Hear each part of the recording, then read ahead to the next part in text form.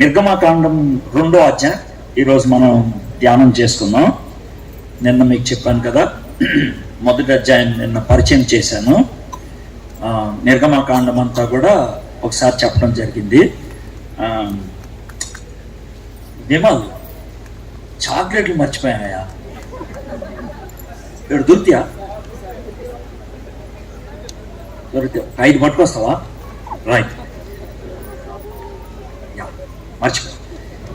ఎవరికైనా 5గురికి ఛాన్స్ ఇస్తాను అన్నాను కదా. నిర్గమకాండం 40 అధ్యాయాలు 10 మాటలు చెప్పాను. ఎక్కడి నుంచి ఎక్కడ దాకా చెప్పడానికి ఏమన్నా రెడీయా?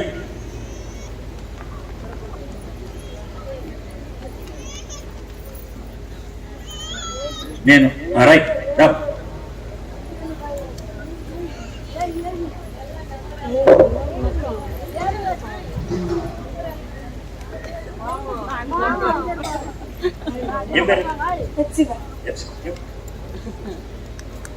నిర్గమ 1 నుండి 2 అధ్యాయాలు, ఐగుప్తు బానిసత్వం 3 నుండి 6 అధ్యాయాలు,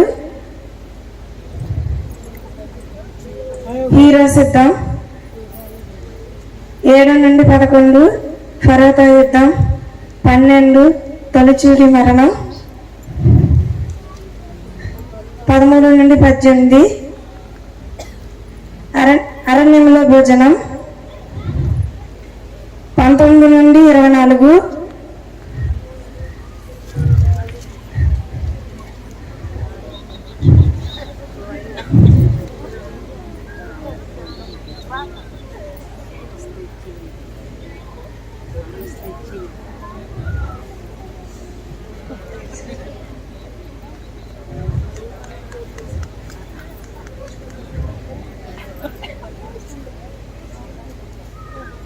సేనాయి బంధం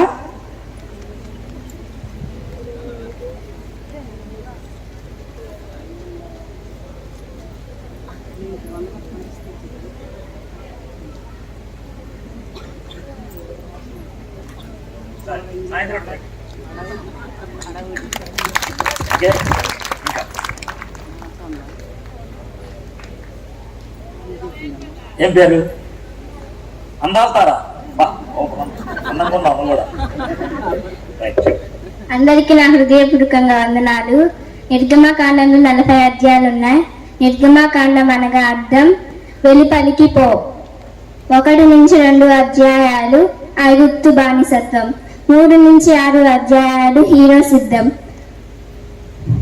7 నుంచి 11 అధ్యాయాలు ఫరోతో యుద్ధం, 12 తొలిచూరి మరణం, 13 నుంచి 18 అధ్యాయాలు అరణ్యంలో భోజనం, 19 నుంచి 24 వరకు సీనాయి బంధం, 25 నుంచి 31 వరకు ప్రత్యక్ష గుడార రూపం, 32 బంగారు దూడతో పాపం, 33 నుంచి 39 ప్రత్యక్ష గుడార నిర్మాణం, 40వ అధ్యాయం షకీనా మేఘం. ధన్యవాదాలు.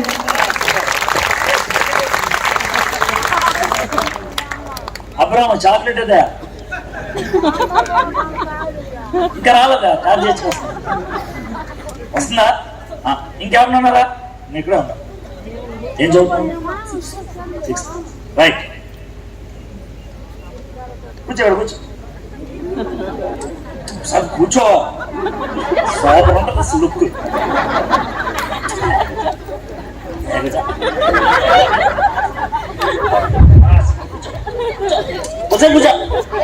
కూర్చోబడి కొడతాను.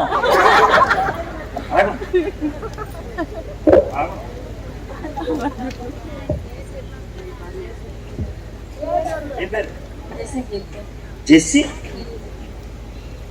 నిర్గమకాండంలో 40 అధ్యాయాలు ఉన్నాయి. 1వ అధ్యాయం, 2వ అధ్యాయం,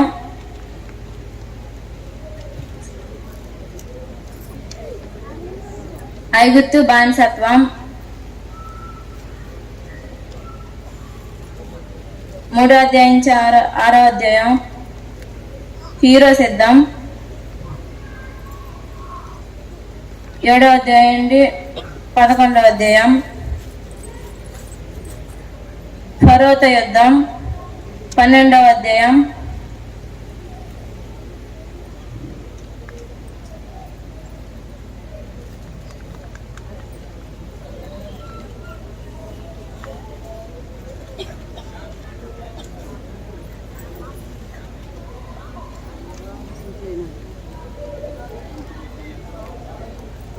సీనాయి ఓకే, వెరీ గుడ్. ఇంకెవరు ఉన్నారా?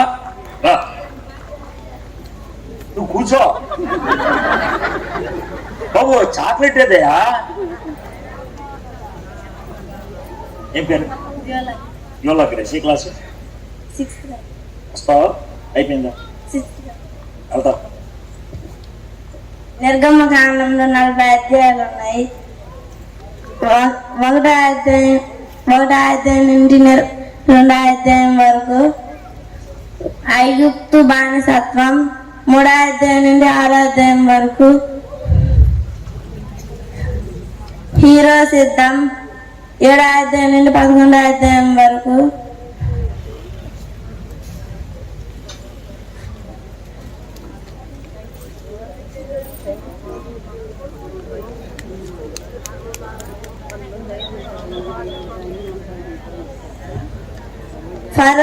ఫరోతో యుద్ధం, 12వ అధ్యాయం తొలి చిలి మరణం, 13వ అధ్యాయం నుండి 18వ అధ్యాయం వరకు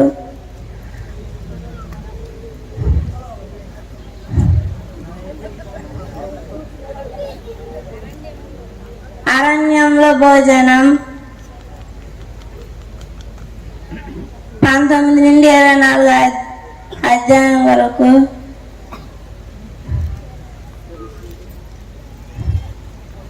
సీనాయి బంధం, 25 నుండి 31 వరకు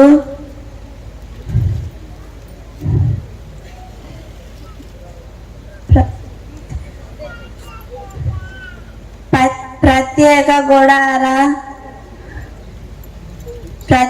గుడార రూపం, 32 అధ్యాయం బంగారు దూడల పాపం, 33 అధ్యాయం నుండి 39 అధ్యాయం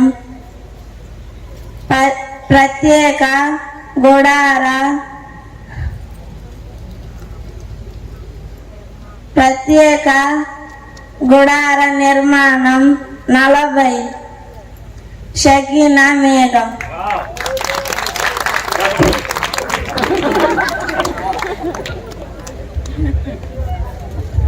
బాయ్ చాక్లెట్ ఏంటి? ఎక్కడికి వెళ్ళాడు? ఒంగోలు వెళ్ళాడా? ఆకలికి వెళ్ళాడా? ఎంతసేపు ఉంటుంది? 10 నిమిషాలు. 10 నిమిషాలు నా ప్రసంగం అయిపోతుందిగా. ఏం పేరు రండి? కాలేదు పేరు తెలుసా? కాలేదు ఎవరు తెలుసా?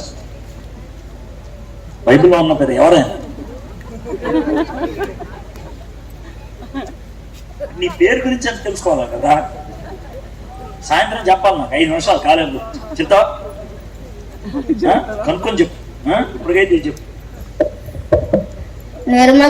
నిర్గమకాండం 40 అధ్యాయాలు, 1 నుంచి 2 అధ్యాయాలు. ఐగుప్తు బానిసత్వం, 3 నుంచి 6 అధ్యాయాలు. హీరో సిద్ధం, 7 నుంచి 11 అధ్యాయాలు. ఫరోతో యుద్ధం, 12 తొలిచూలి మరణం, 13 నుంచి 18 వరకు. అరణ్యములో భోజనం, 19 నుండి 24 వరకు.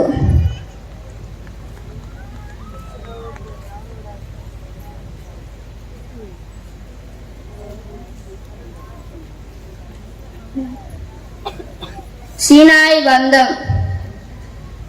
25 నుంచి 31 వరకు. ప్రత్యక్ష గుడార రూపం, 32 బంగారు దూడతో పాపం, 33 నుంచి 39 వరకు.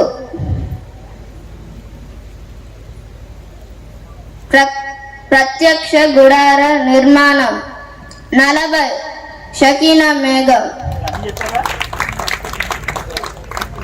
Very good, right. సరే, మీరు అందరు కింద కూర్చోండి, నేను చివరిలో ఇప్పిస్తాను. చాక్లెట్లు తయారు చేసి వస్తాను. నీ పేరు ఖాళీ, నీ పేరు యోగా అందాల్తారు, రైట్. సరే, చిన్న ప్రారంభం చేసుకున్నాం. మా దేవ మా ప్రభువా, చిన్నపిల్లల తండ్రి, 40 అధ్యాయాల పరిచయాన్ని, 40 అధ్యాయాల సమరి, 40 అధ్యాయాలని ప్రభా సూక్ష్మంగా ఒక అవుట్లైన్ లాగా గుర్తుపెట్టుకోవడానికి మీరు సహాయం చేశారు, మీకు వందనాలు. మిగిలిన వాళ్ళు కూడా ఈ విధంగా గ్రంథాన్ని జ్ఞాపకం చేసుకోవటం, ఆయన దానిలో ఉన్నటువంటి ప్రతి అధ్యాయాన్ని ధ్యానం చేయటం, ఈ విధంగా ప్రతి ఒక్కరు ప్రభు వాక్యంలో స్థిరపడిపోవాలి తండ్రి. నేను మీకు వందనాలు చెల్లిస్తాం. ఈరోజు మేము 2వ అధ్యాయాన్ని ధ్యానం చేయబోతున్నాం. మీరు మాకు సహాయం చేయండి. ఈ 2వ అధ్యాయం మాకు బాగా అర్థం అవడానికి, దీంట్లోంచి మేము పాఠాలు నేర్చుకోవడానికి కృప చూపించమని యేసు నామములో ప్రార్థన చేయించున్నాం తండ్రి, ఆమేన్. ఈరోజు మీకు 3 సెషన్లు ఉంటాయంట. ఇప్పుడు ఒకటి ఉంటుంది, తర్వాత మీకు భోజనం పెట్టిన తర్వాత ఇంకోటి ఉంటుందంట, మళ్ళీ సాయంత్రం ఉంటుంది. ఓకే, అయితే నేను ఇప్పుడు మాట్లాడతా, మళ్ళీ సాయంత్రం మాట్లాడతా. మధ్యాహ్నం కూడా మాట్లాడమన్నారు కానీ నాకు అంత ఓపిక లేదు, ఎండలో చచ్చిపోతానే మన భయం. అయితే మధ్యాహ్నం ఏం చెప్పాలనుకున్నానో అది ఇప్పుడు చెప్తా. 2 పనులు ఇప్పుడు చేస్తా ఒకేసారి. ఒకటి ఏంటంటే బైబిల్ ధ్యానం చేస్తా, రెండోది కుటుంబం గురించి మాట్లాడమన్నారు. ఈరోజు ఈ 2వ అధ్యాయంలో ఉన్న విషయం అదే, దాన్ని మనం మాట్లాడతాం. అర్థమైందండి? 2వ అధ్యాయంలో మనకి ప్రాథమికంగా ఉండేది ఏంటంటే, 2వ అధ్యాయం 2వ వచనంలో మోషే పుట్టాడు. ఎవరు?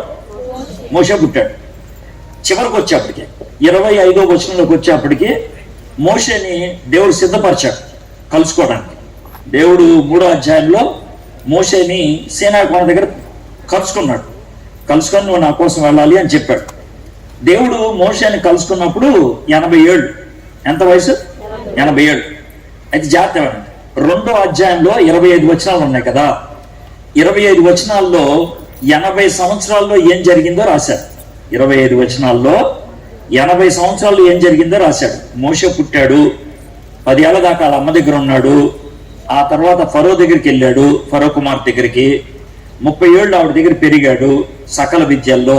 తర్వాత గొడవ అయింది, మిద్యాన్ని వెళ్ళిపోయాడు, పెళ్లి చేసుకున్నాడు, 2 కుర్రోళ్ళని కన్నాడు, 40 ఏళ్ళు దాకా అక్కడ ఉన్నాడు, మొత్తం 80 ఏళ్ళు. ఆ తర్వాత ఆయన దేవుని దగ్గరికి రావడం జరిగింది, సీనాయి కొండ దగ్గర రావడం జరిగింది. కాబట్టి 80 ఏళ్లలో ఏం జరిగిందో అది మనం నేర్చుకుంటాం. నిన్న మీకు చెప్పినట్లుగానే 3 భాగాలుగా ఈ రోజు కూడా మనం విభజించవచ్చు. ఒకటి ఏంటంటే, మొదటి 10 వచనాల్లో మోషే బాల్యం, తర్వాత 11వ వచనం నుంచి 23వ వచనం దాకా మోషే యవ్వనం, మోషే బాల్యం, మోషే యవ్వనం. 23, 24, 25 ఇశ్రాయేలీల యొక్క పోరాటం. 3 భాగాలుగా దీన్ని ధ్యానం చేస్తాం. మోషే బాల్యం, మోషే యవ్వనం, ఇశ్రాయేలీల యొక్క ప్రార్థన లేకపోతే భారం. ఈ 3 విధాలుగా మనం చూస్తాం. అయితే ఈరోజు నేను బైబిల్ మొదటి భాగాన్ని చదివేటప్పుడు ఎక్కువ ఊహిస్తాను. అంటే నేను ఇష్టం వచ్చినట్లు ఊహించను. ఇక్కడ ఉన్నటువంటి వచనాలని ఆధారం చేసుకునే ఊహించుకుంటూ వెళ్తాను అనమాట. అర్థమైందా? సరే, చిన్న మాటలు కొన్ని మనం ఆలోచిద్దాం. నిర్గమకాండాన్ని ఎవరు రాశారు? మోషే రాశారు. నిర్గమకాండాన్ని మోషే రాసినప్పటికీ దీన్ని రాయించింది ఎవరు అంటే పరిశుద్ధాత్ముడు. ఎవరు రాయించాడు? పరిశుద్ధాత్ముడు. కాబట్టి నిర్గమకాండానికి 2 రచయితలు. ఒకళ్ళు ఎవరంటే రాసిన మోషే, రెండోది ఎవరంటే రాయించిన పరిశుద్ధాత్ముడు. 2 ఉన్నారు. అయితే ప్రాథమికంగా రాసేది మోషే, పక్కన కూర్చొని సలహాలు ఇచ్చేది పరిశుద్ధాత్ముడు, లేకపోతే సూచనలు ఇచ్చేది పరిశుద్ధాత్ముడు. ఇది రాయొద్దు అని చెప్పేది పరిశుద్ధాత్ముడు. ఇప్పుడు 2వ అధ్యాయంలో మనకు కనబడేది మోషే జీవిత చరిత్ర. మోషే తన జీవిత చరిత్ర తాను రాసుకుంటున్నాడు. ఒకవేళ మిమ్మల్ని ఎవరినైనా మీ జీవితం గురించి చెప్పండి అని అంటే ఎవరితో మొదలు పెడతారు? మీ నాన్నగారితో మొదలు పెడతారు. మా నాన్నగారు ఇదండి, మా అమ్మగారు ఇదండి, మా ఊరు ఇదండి, నేను పలానా సంవత్సరం పలానా రోజున పుట్టానండి, నాకు ఒక అక్క ఉన్నదండి, 2 అన్నలు ఉన్నారండి, ఇది చెప్తారు. ఇది మీ జీవితం గురించి పరిచయం చేసుకున్నటువంటి విధానం. ఇప్పుడు మోషే 2వ అధ్యాయంలో రాయటం మొదలు పెట్టాడు.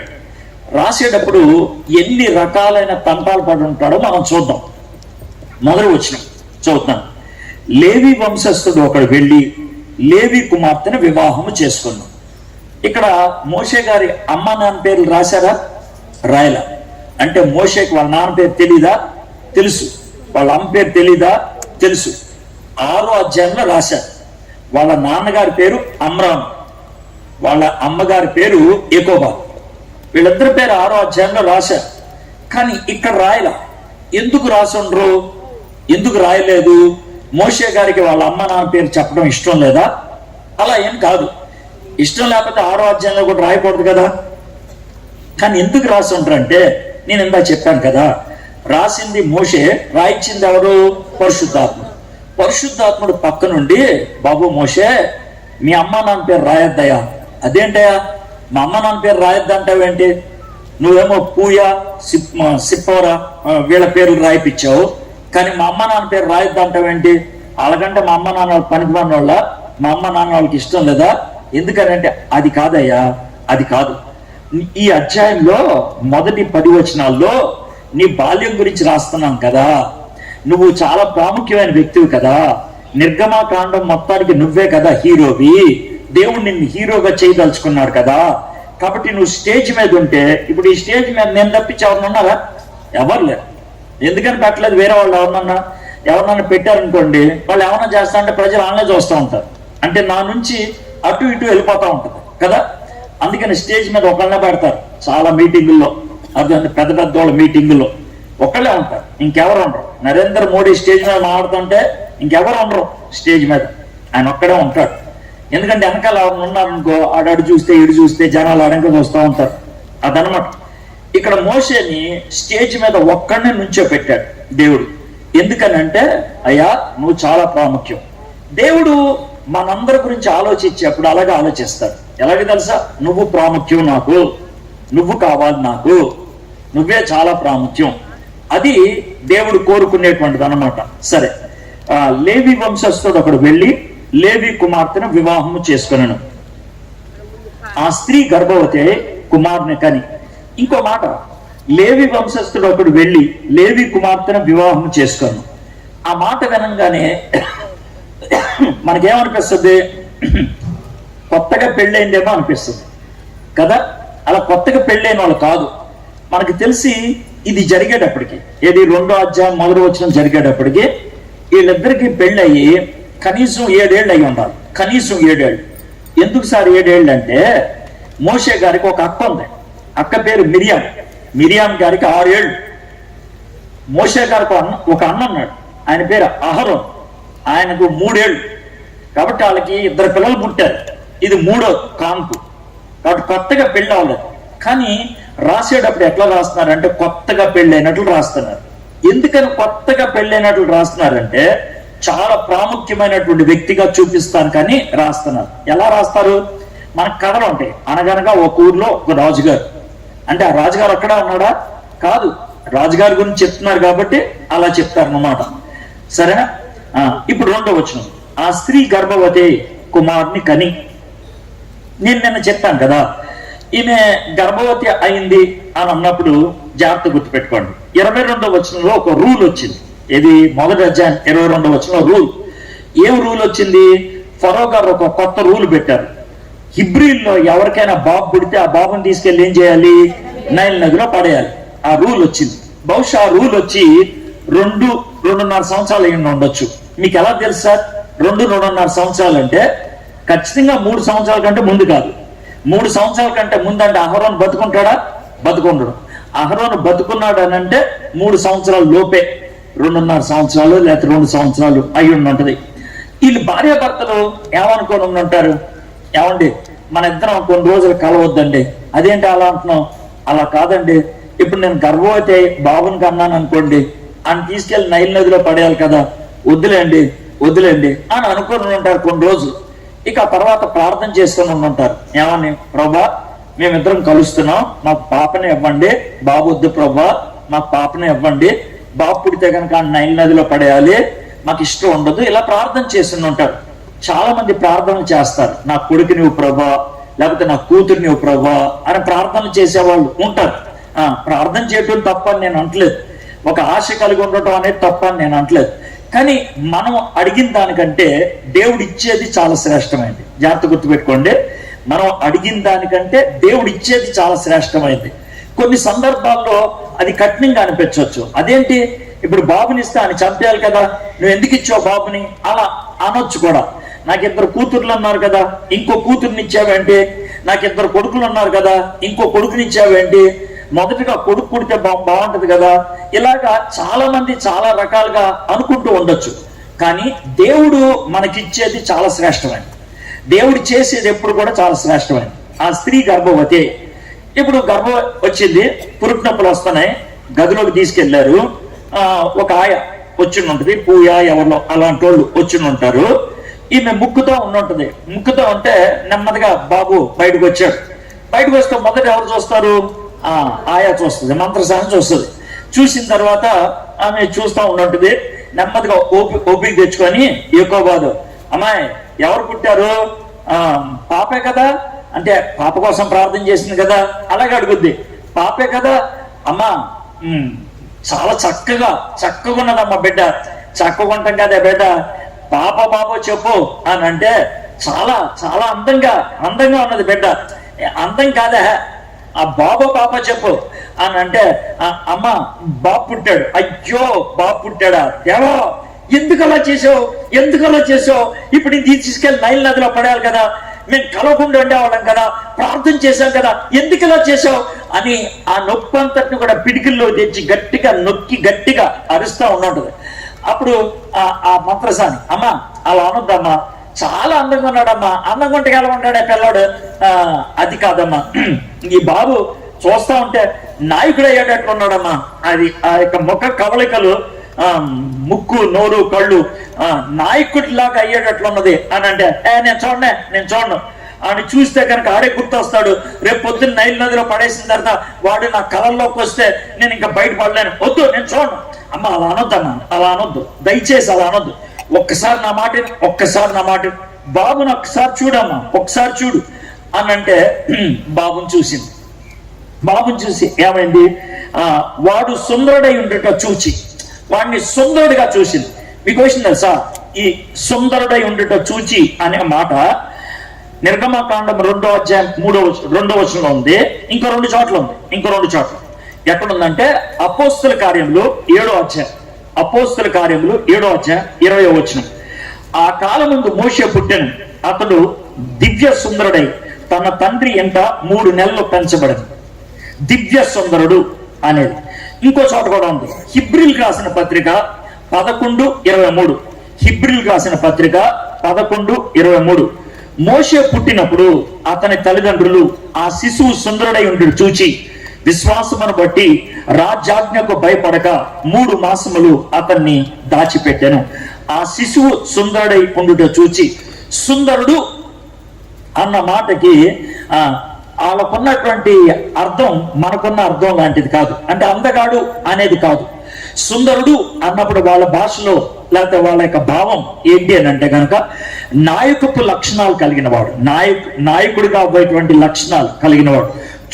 చూపుతోనే రాజ టీవీ ఉట్టి పడుకుతుంది అంటారు. అతను చూస్తా ఉంటే రాజు అవుతాడు, ఇతను రాజు లాంటి మొహం ఇతనికి అని అంటారు కదా, అలాగా అనిపించింది అన్నమాట. ఒక్కసారి చూసి అవునే నువ్వు చెప్పినట్లు కరెక్టే, ఇతను మంచి నాయకుడు అయ్యేలాంటున్నాడు, కానీ ఎలాగా ఈయన్ని చంపేయాలి, దేవుడు ఎందుకు ఇచ్చి ఉంటాడు, ఇలాంటి కొడుకుని ఎందుకు ఇచ్చి ఉంటాడు నాకు, బహుశా లోన చిన్నగా ప్రార్థన చేసుకొని వీడిని నేను ఉంచుతాను అమ్మవు నువ్వు ఉంచుతాను అంటే ఎలాగా, లేదు ఉంచుతాను.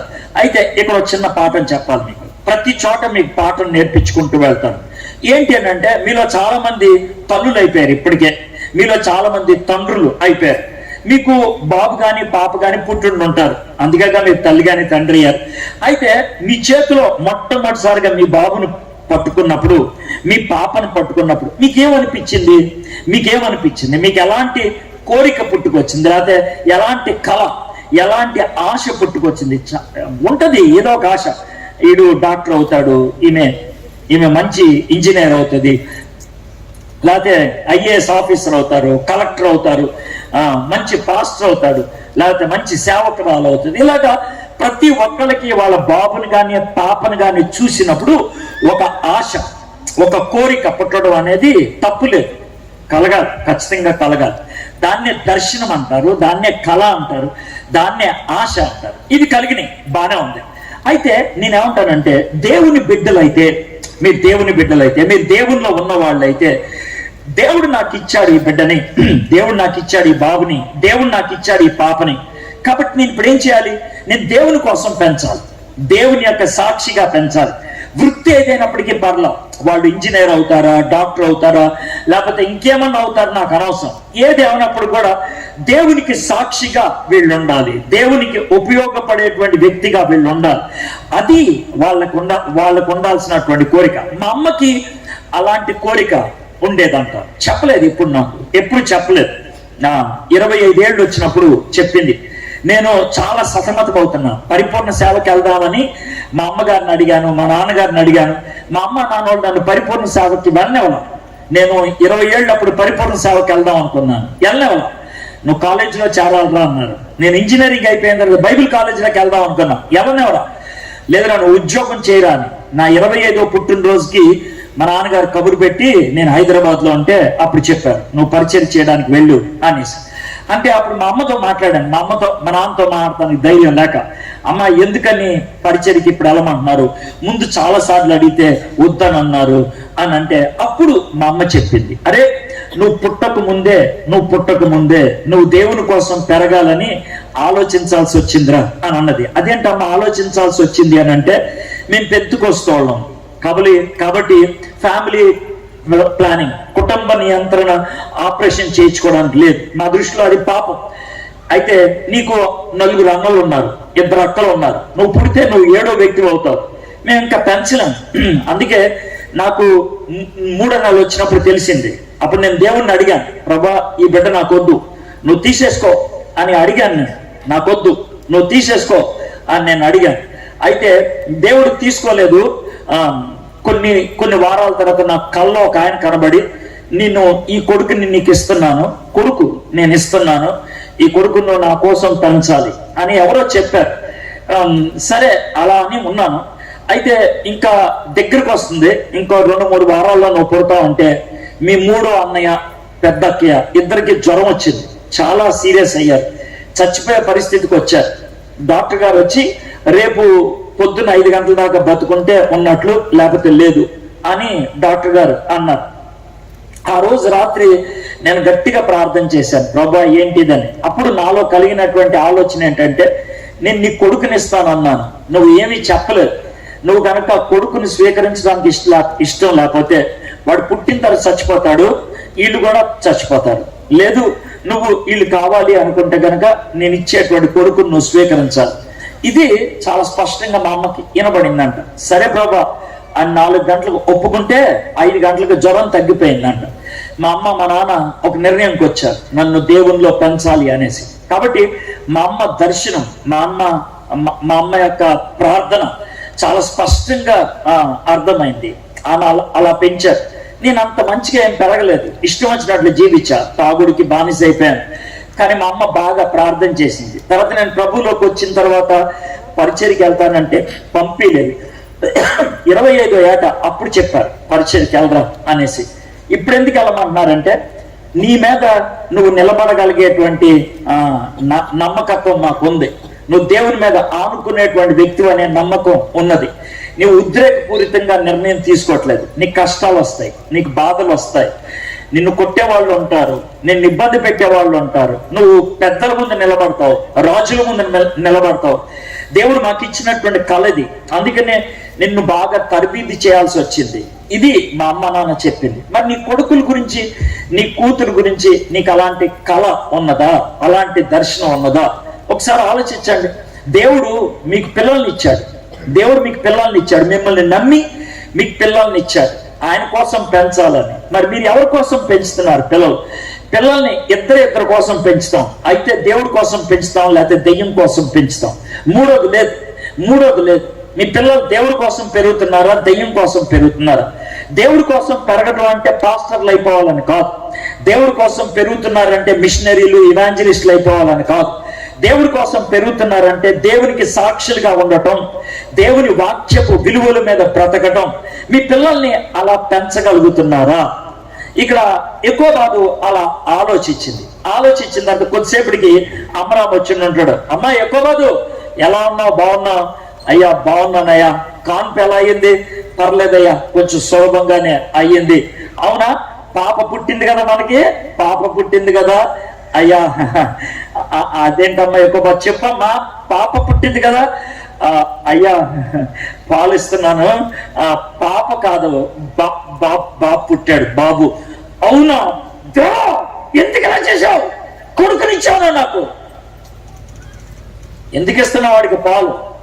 మొహం మీద గుడ్డ కప్పేసి ఇచ్చాయి. తీసుకెళ్ళాడు, పడేస్తాను నైల్ నదిలో. అయ్యా ఏం చేద్దాం? దేవుడు మనకి ఎలా రాసి పెట్టాడు. ఏం చేద్దాం? దేవుడు ఎలా రాసి పెట్టాడు అని కొంచెం ఉక్రోషంతో ఉంటాడు. అయ్యా ఒక్క నిమిషం, బాబు పాలు తాతున్నాడు, వదిలేయ్.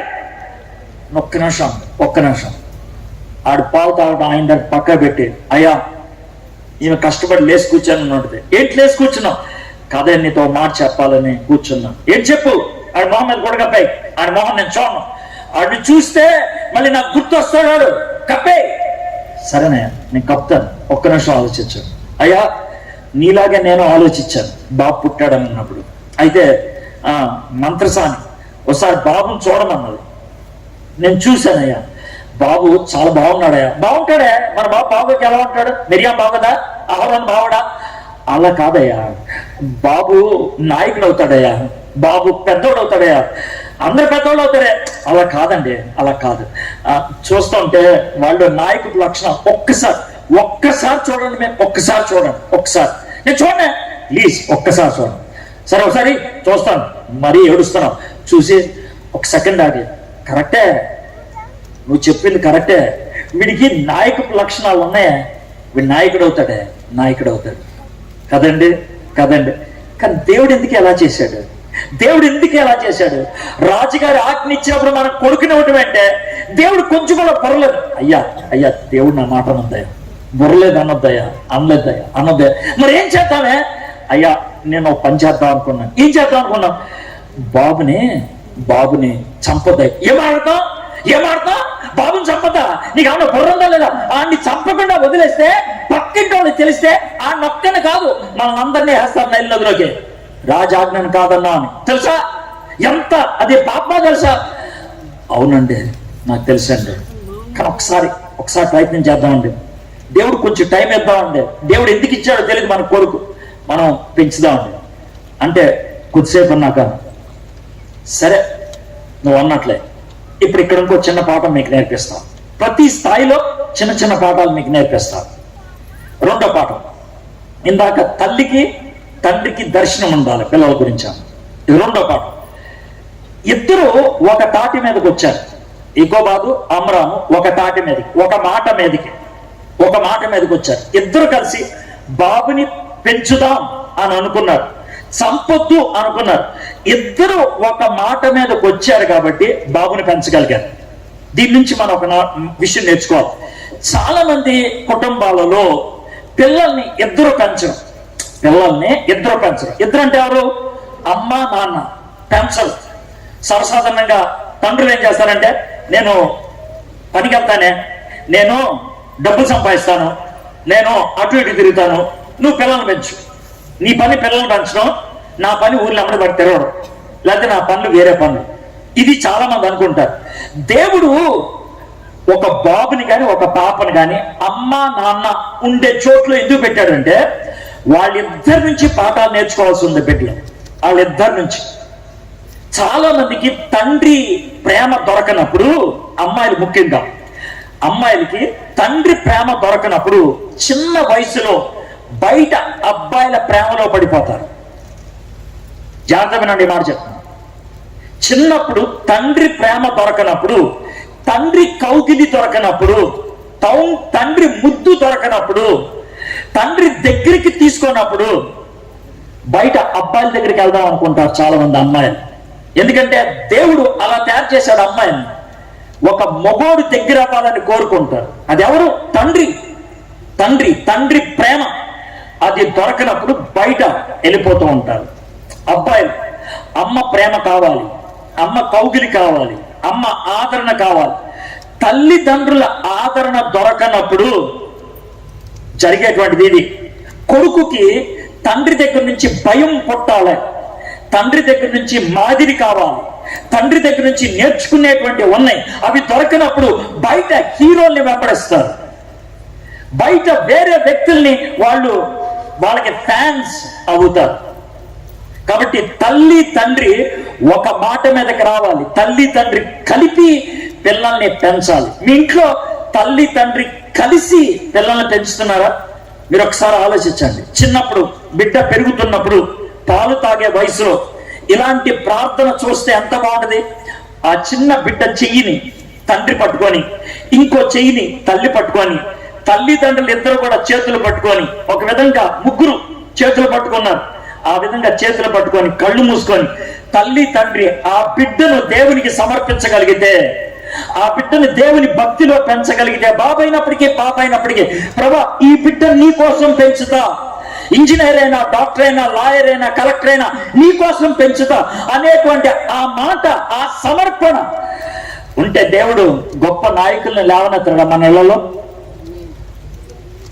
2 వచనాలే ఆయన, ఇంకా అవలం ఊహిస్తూ ఉన్నాను నేను.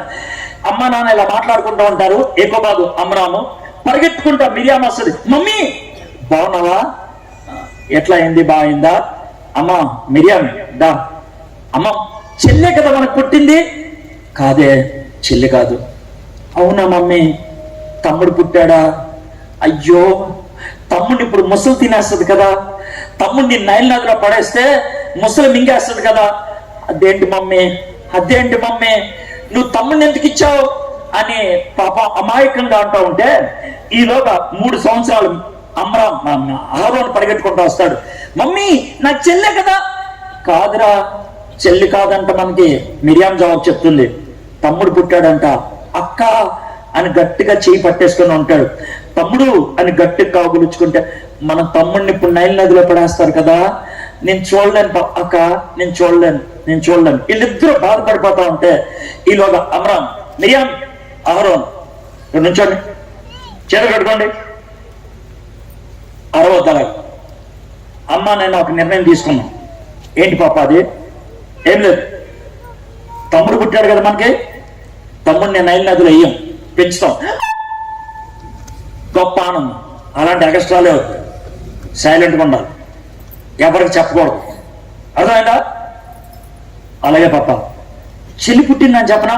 అబద్ధం. అదే అబద్ధం ఆడకూడదు. మాకు ఎవరు పుట్టలేదని చెప్పనా? వద్దు, అబద్ధం. అదే అబద్ధం ఆడొద్దు, నిజం చెప్పొద్దు, ఇంట్లోనే ఉండాలి నువ్వు. సరే పాప, తమ్ముడు ఏడిస్తే వెంటనే దగ్గరికి వచ్చి ఏడుపు ఆపేటట్లు చూడాలి, పక్కింటి వాళ్ళకి వినపడకూడదు, జాగ్రత్త. ఇలా గడిచిపోతూ ఉంది. దీంట్లో చిన్న పాఠం మనం నేర్చుకున్నాం. ఏంటి తెలుసా? మీలో ఎవరన్నా పెద్దోళ్ళు ఉన్నారా? మీ ఇంట్లో ఎవరన్నా మీరు పెద్దోళ్ళు ఉన్నారా? ఇంట్లో పెద్దోళ్ళకి ఎక్కువ తిట్లు పడతాయి, ఇంట్లో పెద్దోళ్ళకి ఎక్కువ గద్దింపులు ఉంటాయి. ఎందుకు తెలుసా? పెద్దోళ్ళని సెట్ చేస్తే కింద వాళ్ళంతా సెట్ అయిపోతారు. పెద్దోళ్ళు మాదిరి, తమ్ముడికి మాదిరి, చెల్లాయికి మాదిరి. మరి మీ తమ్ముడికి మీ చెల్లాయికి మీరు మాదిరిగా ఉంటున్నారా? ఆలోచించుకోండి. కుటుంబం, ఇదంతా కుటుంబం. నేను ఎక్కడి నుంచో తీసుకురాట్లా, ఉన్నది ఇక్కడ ఉన్న విషయాలు, కుటుంబం. సరే, 3వ వచనం ఏమైంది? వాడు పెరుగుతూ ఉన్నాడు. 2.5 నెలలు 3 నెలల దగ్గర దాకా వచ్చేసింది. వీడు ఏడుపు కొంచెం గట్టిగా అయిపోయింది. స్నానం చేసినప్పుడు కానీ ఇంకేదైనా చేసినప్పుడు గట్టిగా ఏడుస్తూ ఉంటాడు. టెన్షన్ ఎక్కువైపోతూ ఉంటుంది. ఒకరోజు అహరోన్ ఇంటికి వచ్చి ఈ బాబు ఏడుస్తా ఉన్నట్టాడు.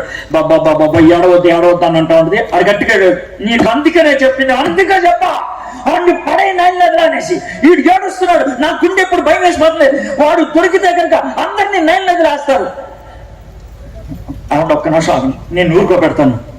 ఈలోగా మోషే పాలు తాగి పడుకోని ఉంటాడు. ఏమండి ఏంటే వాళ్ళ బాధ? ఏమన్నా నాకు ఒక ఆలోచన వచ్చిందండి. ఓసారి వచ్చింది నీకు ఆలోచన, ఈయన బతికుంచావు, ఇప్పుడు ఇంకేంటి ఆలోచన? కాదండి, బాబుని నైల్ నదిలో పడద్దాం. పిచ్చా ఎర్రా నీకు? అదేదో 3 నెలల క్రితం చేస్తే బాగుండేదా? ఇప్పుడు ఆయన పడేస్తానికి నాకు బాధ ఎంతో తెలుసా? 3 నెలలు ఆయన ఎత్తుకున్నా, 3 నెలలు ఆయన నవ్వు చూసా, 3 నెలలు ఆయన ఏడుపు చూసా, 3 నెలలు ఆయన గడ్డం పట్టుకోవడం చూసా. ఎంత బాధ ఉంటది? అది కాదండి, మరి ఏం చేద్దాం అనుకున్నాం? నేను ఒక ఆలోచించాను. ఇంకేంటి, నేను ఒక బుట్ట తయారు చేస్తానండి. జమ్ముతో తయారు చేస్తానండి బుట్ట. దాంట్లో బాబుని పెడతానండి. నైల్ నదిలో పెడతాను. జమ్ము జమ్ము జమ్ము బుట్ట ఎంతసేపు పడుతుంది? నైల్ నదిలో 1 గంట ఉంటుంది తెలుసా? అది కాదండి, కొంచెం దూరం వెళ్తే కీలు దొరుకుద్దంట. ఆ కీలు బయట పోస్తానండి. అయితే ఏమంటే అంటే నీళ్ళు లోనకి రావు కదండి. నీళ్ళు రావు లోనకి. మొసలు రాదా? మొసలు రాదా అని మొసలు తినేదా అండి? ఇక్కడ చేపలు పట్టే వాళ్ళు మాట చెప్పారండి. ఏం చెప్పారు? వాళ్ళు ఒంటికి బురద రాసుకుంటే ముసలి దగ్గరికి రాదంటండి. అందుకే వాళ్ళు నైల్ నదిలో దిగేటప్పుడు బురద రాసుకుంటారంట. మరి ఏం చేస్తావు? జగటమ్మని తీసి పైన పోస్తానండి. ఎంతసేపు ఉంటుంది ఆ జగటమని? ఎంతసేపు ఉంటుంది? 1 గంట ఉంటుందండి. ఆ గంట తర్వాత ఏంటి? అయ్యా ఈ గంటలో దేవుడు ఏమన్నా చేయొచ్చు కదా, ఈ గంటలో దేవుడు ఏమన్నా చేయొచ్చు కదా. అది ఆశ, అది ఆశ. కీలు పోస్తా, జిగట పన్ను పోస్తా, బాబుని బుట్టలో పెడతా, నైల్ నదిలో వదిలి పెడతా. దేవుడు చూసుకుంటాడు తర్వాత. ఇంకో మాట చెప్పంటా? ఇంకో మాట. అయ్యా మరి మన పూర్వీకులు బాగా పాపం చేశారని దేవుడు నోవహుని పడవ చేయమన్నాడు కదా. ఆ పడవలో జంతువులన్నిటిని పెట్టి బతికిచ్చాడు కదా దేవుడు. నేను ఒక చిన్న బుట్టను తయారు చేస్తా, ఆ బుట్టలో ఈ బాబునొక్కడిని దేవుడు బతికిస్తాడు. ఇది ఒక రక్షణ పడవ. ఇట్లా అనుకొని ఉన్నది. చూద్దాం. తర్వాత ఆమె వాణ్ణి దాచలేక వాని కొరకు ఒక జబ్బు పెట్టి తీసుకుని దానికి జిగటమన్నును కీలును పూసి అందులో ఆ పిల్లవాడిని పెట్టి ఏటి ఒడ్డిన జమ్ములో దాన్ని ఉంచగా. మీకేం చెప్పాను అది ఎక్కడ ఉంది. ఈలోగా అమ్మ మిరియాం ఇట్లా. మిరియాం వయసు ఎంత? 6 ఏళ్ళు. 4-5 సార్లు చెప్తాను, నన్ను అడుగుతాను. మిరియాం వయసు ఎంత? మిరియాం వయసు ఎంత అంటే ఎన్నో క్లాసు? 1వ క్లాసు. ఎన్నో క్లాసు? మిరియాం ఎన్నో క్లాసు? మిరియాం వయసు ఎంత? పిలిచారు. జాతర 1వ క్లాస్ దాటిన వాళ్ళు ఎవరన్నా ఉంటే కనుక ఎద్దవేషాలు వేస్తే కనుక బట్టలిప్పి కొడతాను మిమ్మల్ని. బట్టలు ఇప్పి కొడతాను. ఎందుకో చెప్తాను. ఇప్పుడు ఇక్కడ చూసే సన్నివేశం చూస్తే మీరు ఎందుకు ఎదవేషాలు వేయకూడదు ఇక్కడ అర్థం అవుతుంది. 1వ క్లాస్ దాటితే చాలు. 1వ క్లాస్ దాటితే మిరియామని పిలిచి, అమ్మ మిరియాం, నాన్నగారు బాబుని అందుకు లేస్తున్నారు. మమ్మీ కొడచేకు, ఇవన్నీ మేము చేసాం, ఇప్పుడు నేనేం చేయాలి మమ్మీ? అక్కడ ఎత్తైన గుట్ట ఉందా? అవును మమ్మీ. ఆ గుట్ట మీద నువ్వు నుంచోవాలి. నుంచొని తమ్ముడికి ఏమవుతుందో నువ్వు చూడాలి. మమ్మీ నేనా? అవును నువ్వే. నేను చూడటానికి అవ్వదు, నాన్నగారు చూడటానికి అవ్వదు. నేను చూస్తూ ఉంటే ఎవరికైనా అనుమానం వస్తుంది. నీకు మీద అనుమానం రాదు, అక్కడ నుంచొని చూడాలి నువ్వు. అలాగే మమ్మీ, చూస్తాను మమ్మీ. ఆమె చూస్తా ఉన్నట్టు. ఇది వాళ్ళు చేసింది. చూడండి 4వ వచనం. వానికేమి సంభవించినో తెలుసుకున్నటకు వాని అక్క దూరముగా నిలుచొని ఉండేది. ఇది ఇక్కడ జరిగింది. నేను చెప్పాను కదా చాలా ఊహిస్తానని. ఇది నా ఊహ. మీకు నమ్మటానికి ఇష్టం లేకపోతే నమ్మొద్దు. మీరు సార్ మీరు చెప్పేది మాకు నచ్చలేదు సార్ వదిలే. కానీ ఇక్కడ నుంచి నా ఊహ, ఇది నా ఊహ మాత్రమే. కొద్దిసేపు ఊహిస్తాను ఇలా జరుగుంటొచ్చని. ఎలాగంటే ఇక్కడ దాకా జరిగిన తర్వాత జమ్ము పెట్టి నైల్ నదిలో పెట్టారు. మిరియాం అక్కడ నుంచొని ఉంది. ఇప్పుడు పరలోకంలో సీన్. పరలోకంలో దేవుడు కూర్చొని ఉన్నాడు. కూర్చొని సడన్ గా, బాబు మైకల్, అయ్యా పిలిచారా? పిలిచానే రా. మైకల్ నువ్వు నా కోసం చిన్న సాయం చేసి పెట్టాలా? అయ్యగారు మీరేం చెప్తారు? నువ్వు ఇప్పుడు వెంటనే ఐగుప్తు దేశానికి వెళ్ళాలి. అయ్యగారు నేను వెళ్తాను అయ్యగారు. ఐగుప్తు దేశంలో మన ఫరో కుమార్తె ఉంటుందే, ఆమె ఇంటికి వెళ్ళాలి. అలా అయ్యగారు ఏం చేయమంటారు అయ్యగారు? ఏం లేదు, నువ్వు ఫరో కుమార్తె ఇంట్లోకి వెళ్ళి ఆ బెడ్రూమ్ లో ఉంటది, నువ్వేం చేయాలంటే ఆవిడ పడుకుంది, ఇప్పుడు సైడ్కి పడుకోగానే ఆవిడ వీప్ మీద గట్టి గోకేసేయాలి అయ్యగారు, గట్టిగా గోకేశారు అయ్యగారు. అదేనయ్యా, నువ్వు ఫరో కుమార్తె యొక్క వీపుని బాగా గోకాలి. ఎంత బాగా గోకాలంటే ఆవిడకి బాగా దొరద పుట్టారు, అర్థమైందా అయ్యగారు? అంతే, నీకు మిగిలిన విషయాలు అనవసరం, ఆ పని చేసి వచ్చాయి సరేనా అంటే మైకల్ గారు వెళ్ళి గోకేశాడు ఎవరు ఫరో కుమార్తె యొక్క వీపి. గోకేటప్పటికి ఆవిడకి బాగా దొరదొచ్చేసింది. దొరదొచ్చే కొంచెం పౌడర్ రావే, పౌడర్ రాసిన పాదు, ఏం చేసిన పాదు, నాకు కుదరదే, వెంటనే ఇప్పుడు స్నానానికి వెళ్ళాలి. అమ్మగారు ఇప్పుడు అవును, వెంటనే స్నానానికి వెళ్ళాలి, వెంటనే రెడీ అవ్వండి, సబ్బు తీసుకురండి, 4 టవల్ తీసుకురండి, 10 మంది రండి నాతో పాటు, 10 నదిగా 10 మంది చెలికత్తులతో ఫరో కుమార్తె గబగబా నైల్ నదికి వెళ్తా ఉంది. ఈలోగా దేవుడు పరలోకంలో గాబ్రియల్ ఇట్లా మరి నువ్వు చేసి పెట్టాలి, చెప్పండి. నైల్ నదిలో ఒక బొట్లో బాబు ఉంటాడు. అవునండి, ఎక్కువ బాధ వేస్తుంటే చూశాను నేను, చూసావా? Very good. నువ్వు వెంటనే అక్కడికి వెళ్ళాలి. నువ్వు అక్కడికి వెళ్ళి ఆ బుట్ట పక్కన నుంచొని ఉండి, అంతే, నేను చెప్పినప్పుడు నువ్వు పని చేయాలి. అలా అయ్యారు. ఈ గాబ్రియల్ బుట్ట పక్కన నుంచొని ఉంటాడు. మన ఫరో కుమార్తె ఇలా వచ్చింది, ఇది నైల్ నది, ఇలా నడుచుకుంటూ వచ్చింది. వచ్చిన తర్వాత ఇక్కడ టర్నింగ్ తీసుకొని ఇలా కొంచెం ముందుకెళ్ళి అక్కడ బాగుంటది, అక్కడ స్నానం దిగుద్ది అనమాట. సో ఇలా వచ్చి ఇలా టర్నింగ్ తీసుకొని ఇలా వెళ్తున్నప్పుడు ఇప్పుడు గాబ్రియల్ ఇప్పుడు వెంటనే ఆ బట్ట పైంది తీసేసి చిన్న బాబు ఉంటాడు లోన, ఆ బాబు ముడ్డి గట్టి గెల్లాలి, చాలా గట్టి గెల్లాలి, అర్థమైందా? అది నువ్వు చేయాల్సిన పని. ఎందుకు నీకు అయినా అవసరం, వెంటనే చేయ పని అంటే గాబ్రియల్ వెంటనే గట్టి గిల్లేస్తాడు అని ఏడుస్తాడు. ఇలా టర్నింగ్ తిరుగుతున్నాడు. ఎవరు అక్కడ బాబు ఏడుస్తున్నాడే? ఎవరు ఉంటారంటే హిబ్రీల్ బాబు ఎవరో కూడా పడేసి ఉంటారు కింద. కరెక్టేలే, పట్టండి ఆ బాబుని పట్టండి, ఒకసారి చూద్దాం, బాబు అయితే చూద్దాం అంటే బుట్ట తీసుకొచ్చారు. బుట్ట తీసుకొచ్చిన తర్వాత ఆమె ఇలాగ కవర్ తీసింది. ఇది చాలా అందంగా ఉన్నాడే, చాలా బాగున్నాడు. ఇది డైలాగ్. ఓకే, నేను ఇప్పుడు దాకా చెప్పింది కరెక్ట్ కదా? వాక్యం చూద్దాం. 5వ వచనం. ఫరో కుమార్తె స్నానం చేయుటకు ఏటికి వచ్చును. ఆమె పనికత్తులు ఏటి ఒడ్డున నడుచుచుండగా ఆమె నాచులోని ఆ పెట్టెను చూచి తన పనికత్తెను ఒకతని పంపి దాన్ని తెప్పించి తెరచి ఆ పిల్లవాడిని చూచినప్పుడు ఆ పిల్లవాడు ఏడ్చుచుండగా చూచి వాని యందు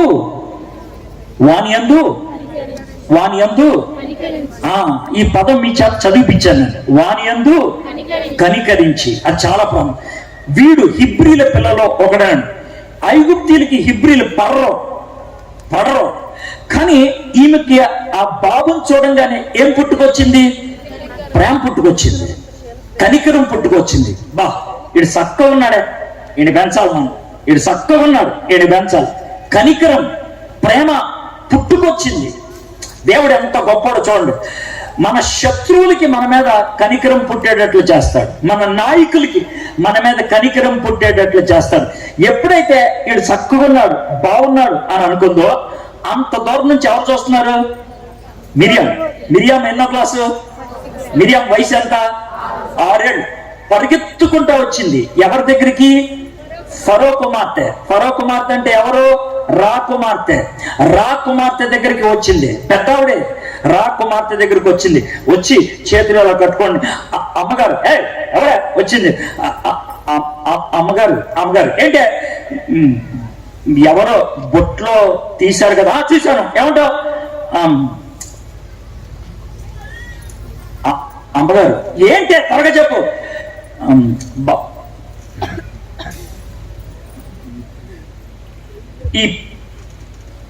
ఈ పిల్లోడి కోసం అక్కడ తంటాలు, టెన్షన్. వాణ్ణి బాబు అంటానికి భయపడుతుంది, కానీ బాబు అనాలన్న కోరిక, తమ్ముడు అనాలన్న కోరిక, కానీ తమ్ముడు అనకూడదు, బాబు అనకూడదు. ఎవరో పిల్లోడు అన్నట్లు మొహం పెట్టాలి. ఈ పిల్లోడి కోసం మా ఊర్లో చాలా మంది అమ్మలు ఉన్నారు, వాళ్ళ పిల్లలు లేరు, తాళిచ్చే అమ్మలు ఉన్నారు. ఎవరినన్నా ఒక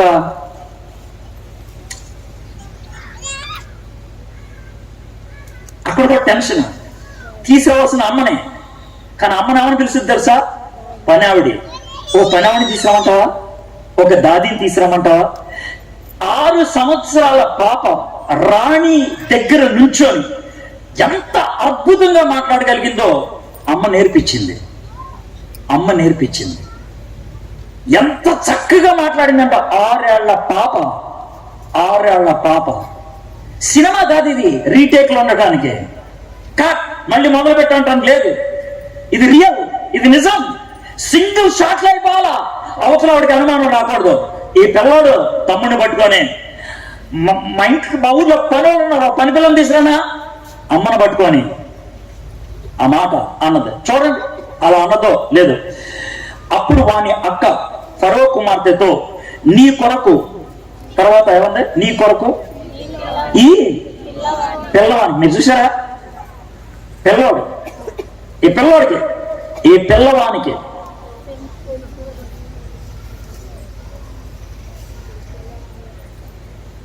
ఈ పిల్లవాడిని పెంచుటకు నేను హిబ్రీ స్త్రీలలో ఒక దాదిని పిలుచుకొని వస్తున్నా అని. ఫరో కుమార్తె నమ్మేసింది నేను చెప్పిన మాటలు.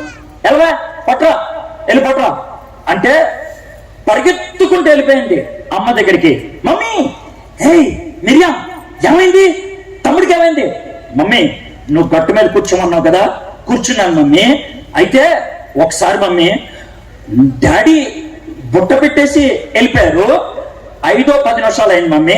పెద్ద ముసలి అలా వచ్చింది మమ్మీ. ఏమైంది? కానీ మమ్మీ దగ్గరకు వచ్చిన తర్వాత ఏంటో ముసలి టక్కుమని తిరిగి వెళ్ళిపోయింది.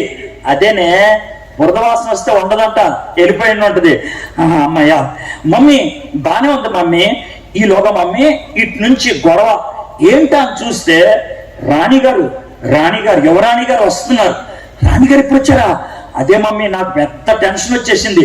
బాగా ప్రార్థన చేశాను, ప్రభా తమ్ముడు ఇప్పుడు ఏడవకూడదు, ప్రభా తమ్ముడు ఇప్పుడు ఏడవకూడదు అని అంటూ ఉన్నాను.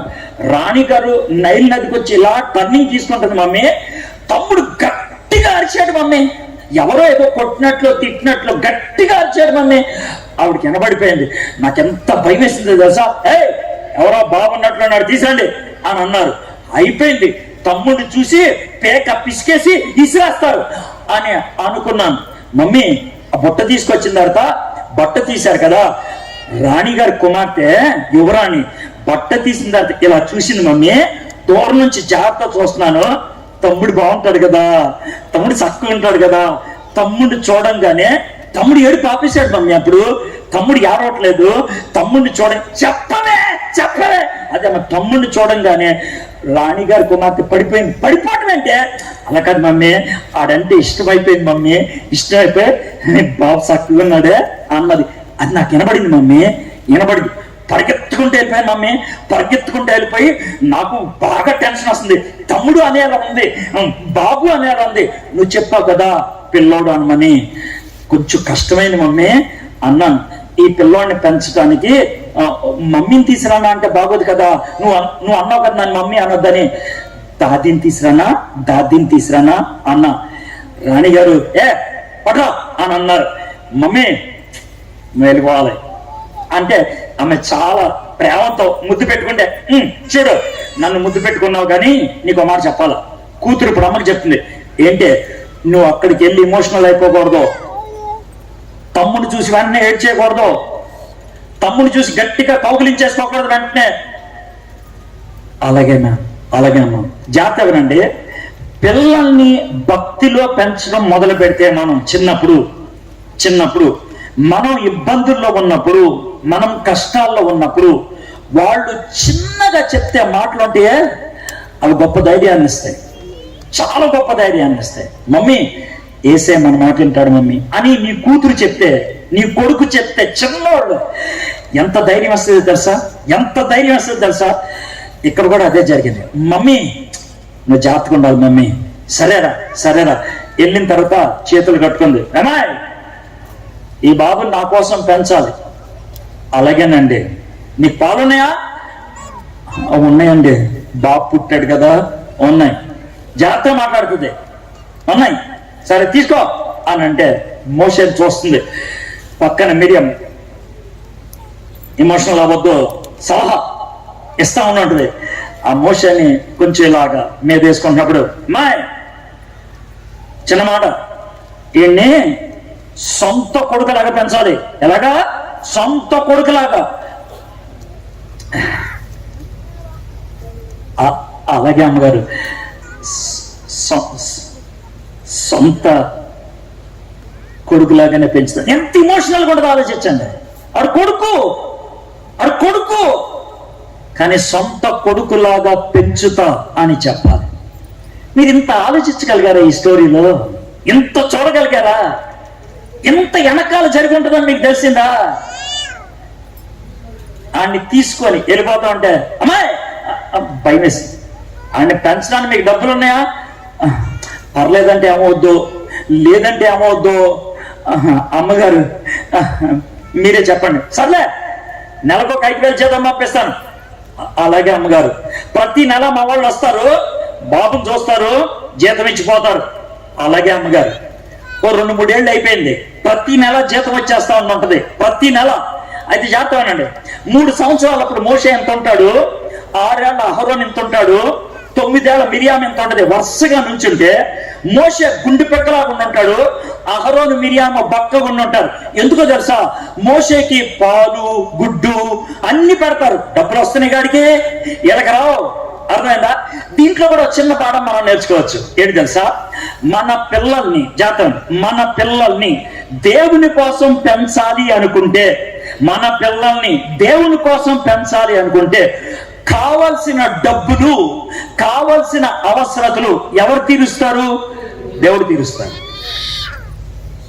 చాలా మంది వేరు దేశాలు వెళ్ళిపోతా ఉంటారు డబ్బులు సంపాదిస్తాను. ఏమంటారు తెలుసా? మా అబ్బాయిని కాలేజీలో జాయిన్ చేయించా, మా అమ్మాయిని బాగా చదివించాలి అని భార్యాభర్తలు వేరైపోతారు. కుటుంబంగా ఉండటం అనేది మర్చిపోతూ ఉంటారు. సరే, ఆ స్త్రీ 9వ వచనం, ఫరో కుమార్తె ఆమెతో, ఈ బిడ్డను తీసుకుని పోయి నా కొరకు వానికి పాలిచ్చి పెంచు, నేను నీకు జీతం ఇచ్చదని చెప్పగా ఆ స్త్రీ ఆ బిడ్డను తీసుకుని పోయి పాలిచ్చి పెంచను. 10వ వచనం, ఆ బిడ్డ పెద్దవాడైన తర్వాత ఆమె ఫరో కుమార్తె యొద్దకు అతన్ని తీసుకొని వచ్చింది. అతడు ఆమెకు కుమారుడు ఆయను. ఆమె నీటిలో నుండి అతన్ని తీసిద్దని చెప్పి అతనికి మోషే అని పేరు పెట్టినాం. పెద్దోడంటే ఎంత పెద్దోడు? బహుశా 9 ఏళ్ళ 10 ఏళ్ళ. వాడు బాత్రూమ్కి వాడు వెళ్ళగలిగి ఉండాలి, వాడి స్నానం వాడు చేయగలిగి ఉండాలి, వాడి బట్టలు వాడు వేసుకోగలిగి ఉండాలి. ఆ వయసు వచ్చేదాకా ఇంట్లో పెంచింది. 10 ఏళ్ళు అనుకుందాం. అయితే ఈ 10 ఏళ్లలో తాను ఎంతైతే చెప్పాలో అంత చెప్పేసింది. ఈ 10 ఏళ్లలో విలువ ఎంత నేర్పించాలో అంత నేర్పించింది. జాగ్రత్తగా వినండి. అబద్ధం ఆడకూడదు, దేవుని కోసం బతకాలి, యథార్థంగా ఉండాలి. మనకు దేవుడు ఉన్నాడు అంటే మన దేవుడి పేరేంటి? దేవుడి పేరు నాకు తెలియదురా. మరి ఎలాగా? అయితే మరి ఎలా పిలుస్తాం మనం? అబ్రహాము దేవుడు, ఇస్సాకు దేవుడు. అమ్మ దేవుడి పేరు తెలియాలన్నా నర్మేరా, నర్మై దేవుడి పేరు తెలుసుకోలేవు. మమ్మీ దేవుడిని చూడాలంది, చచ్చిపోతావు రే, దేవుడిని చూస్తే చచ్చిపోతావు. అవునా? ఎందుకు మమ్మీ? దేవుడు చాలా మహిమలో ఉంటాడురా, దేవుడిని ఎవడైనా చూస్తే కళ్ళు పోతాయి. మమ్మీ దేవుడు కనబడితే ఏం చేయాలి? దేవుడు కనబడితే వెంటనే మొహాన్ని గుడ్డ కప్పేసుకోవాలి. అలాగే మమ్మీ. ఇది ఎప్పుడు చెప్పింది? 10 ఏళ్ళు లోపల. 10 ఏళ్ళు లోపు 3వ అధ్యాయంలో మోషే వయసు ఎంత తెలుసా? 80 ఏళ్ళు.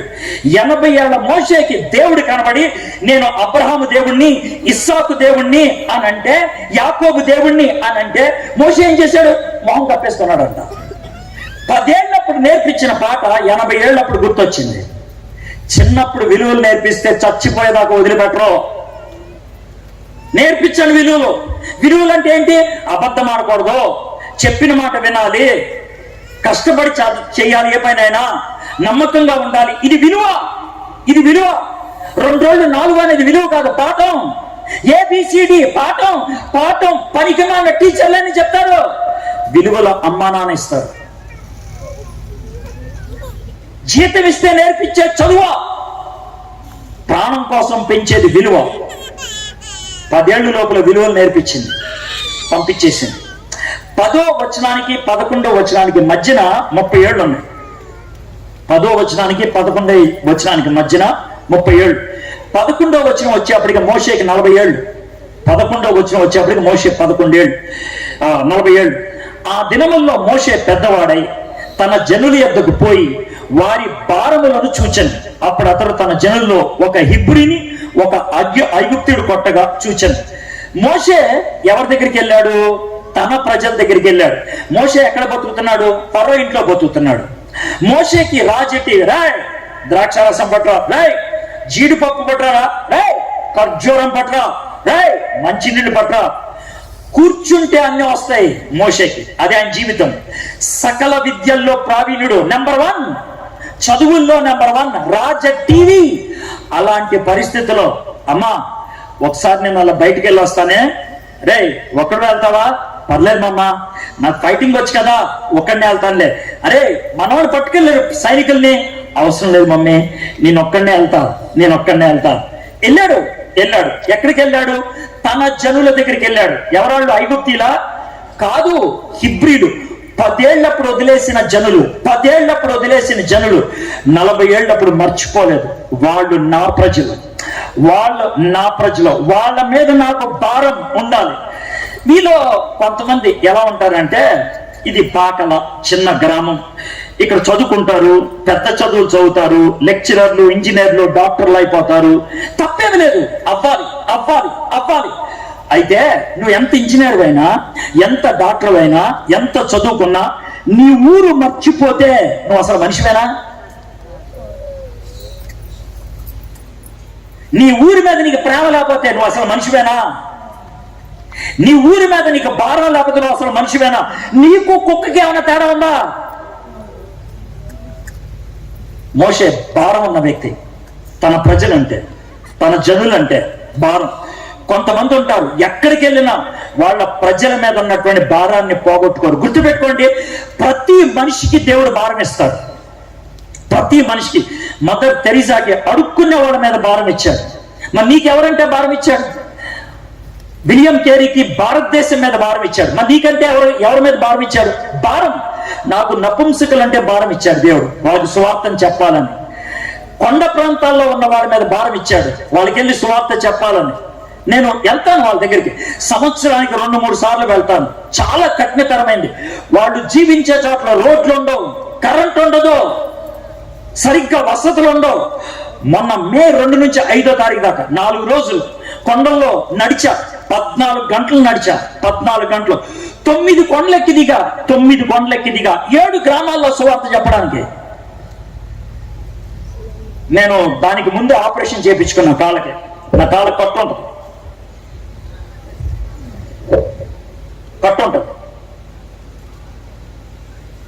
20 నిమిషాలు దాటి నుంచోవద్దన్న డాక్టర్. నేను ఎప్పుడు ప్రసంగానికి నుంచున్నాక అంటున్నాడు, పట్టుద్ది నాకు. డాక్టర్ కొండలు ఎక్కొద్దన్నాడు, ఎక్కా. కొండలంత దూరం నడవద్దన్నాడు, నడిచా. భారం అంటే నొప్పులేం గుర్తురావు. భారం ఉంటే వసతులు కోరుకోం. నాకు యూఫామ్ డన్లో బెడ్ ఉంటుందా? ఏసీ ఉంటుందా? సోఫా వేస్తారా? అడగరు. కారు పెడతారా? అడగరు. భారం ఉంటే ఎక్కడికైనా వెళ్తావు. భారం ఉంటే ఏదైనా చేయడానికి ఇష్టపడతావు. ఉందని అసలు భారం. కుక్కకి ఫుడ్ ఎడితే తింటది, కొన్ని రోజులు చచ్చుద్ది. నువ్వు అంతే, కుక్కతో సమానం. ఏ భారం లేకపోతే. మోషే వాళ్ళ అమ్మ పెంచింది 10 ఏళ్ల దాకా విలువలతో. ఐగుప్తీయుడు ఒక హిబ్రీని కొడతా ఉంటే తట్టుకోలేకపోయాడు. చూద్దాం ఏం చేశాడు తెలుసా? ఒక ఐగుప్తీయుడు ఒక హిబ్రీడు కొట్టుకుంటా ఉంటే మనవాడు చూశాడు. అక్కడ వర్ణించిన విధానం అద్భుతం. అంటే ఎలా తెలుసా? వీళ్ళిద్దరు కొట్టుకుంటున్నారు, ఇటు చూశాడు. ఎలా చూశాడు మోషే? ఇలా చూశాడు. ఐగుప్తుని పట్టుకొని ఒక్క కిక్కు కొట్టాడు, చచ్చిపోయాడు. అది పడిపోతే గబగబా మట్టి తవ్వి ఆయన పాది పెట్టేసి మట్టేసి వెళ్ళిపోయాడు. సింగిల్ షాట్ చచ్చిపోయాడు.